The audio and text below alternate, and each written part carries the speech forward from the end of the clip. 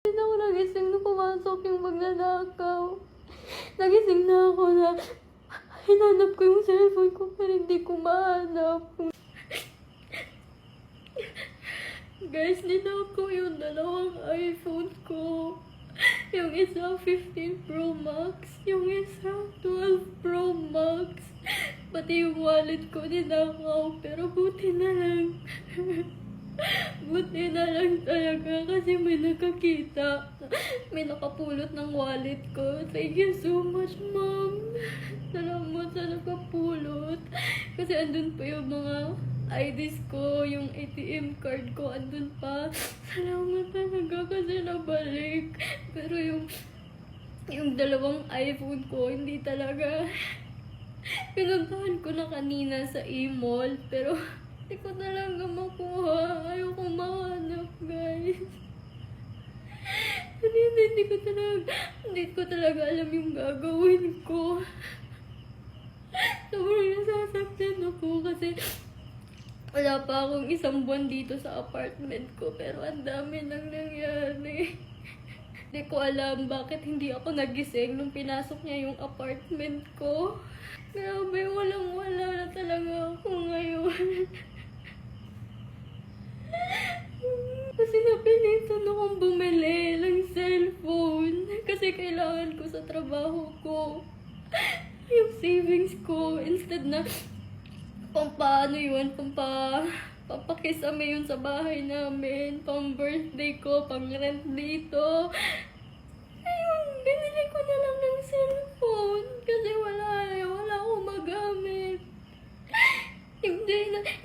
Hindi talaga ako bibili sana ng cellphone kasi hindi naman yun necessary. Hindi ko siya kailangan kasi may dalawang cellphone naman ako. Pero napilitan talaga ako. Kung pag-isama na yun ang bahay namin. Nakakainis ka kung sino ka magnanakaw ka. Sana makarma ka habang buhay. Sana mahuli ka na. Utang ina ka. Kung sino ba yung binentahan ng cellphone ko, please. Huli niya ng cellphone ko. Kahit bilhin ko na kung magkano yung benta niyo. Kailangan ko talaga yan. Ang dami ko yung mga videos para sa trabaho ko. Kasi pagod na pagod talaga ako ngayon, guys. Kakauwi ko lang. Tapos, hindi pa ako nag-breakfast, nag-lunch, nag-dinner. As in, hindi ko magawang kumain dahil kailangan kong lakarin yung mga kailangan kong kunin. Buti na lang talaga, na-recover pa yung mga account ko. Tapos, na-block ko agad yung, yung BPI. Buti na lang talaga, na-open ko pa yung TikTok ko. Kasi yan talaga yung main source of income ko, yung TikTok. Buti na lang talaga, na-open ko pa. Guys, mapakita ko sa inyo kung saan siya dumaan. Dito siya dumaan, oh. Diyan. Naka-open kasi yan. Ay, ganito pala. Nakaganto.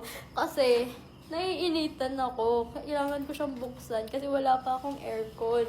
So, dito siya dumaan, guys. Tapos, yung cellphone ko, dito ako natulog. Nasa tabi ko lang yung cellphone ko, dalawa. Naalala ko, before ako matulog, nag-ML ako doon. Tapos, as in, antok na talaga ako nun, guys. Tapos, nakatulog na ako. And then, hindi na ako nagising nung pumasok yung magnanakaw. Nagising na ako na hinanap ko yung cellphone ko pero hindi ko mahanap kung nasan. Tapos nung chinek ko yung bag ko, wala na yung wallet ko doon. Tapos pagising ko, open siya dito. Ayan, open yun dyan. Tapos sa main door, open na din. Guys, pagod na talaga ako. Sabi ko problema ngayong November as in, sabay-sabay lahat. Tapos magbe-birthday ako ngayong 20.